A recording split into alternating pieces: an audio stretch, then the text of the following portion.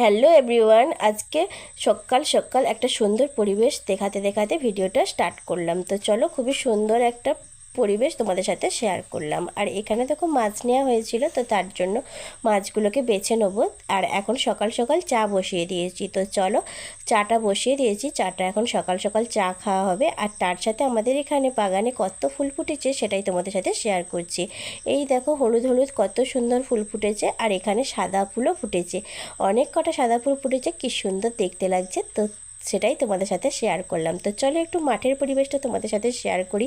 আর মাঠে না এখন ধান বীজ ছড়ানো হয়েছে, মানে ধানের চারা বেরোবে। তো সেটাই দেখো, ধানগুলো এখানে ছড়ানো হয়েছে। আর এই পাশে দেখো অঙ্কুর বেরিয়ে গেছে, ছোট ছোট গাছও হতে শুরু করে দিয়েছে। কি মিষ্টি দেখতে লাগছে, তাই না?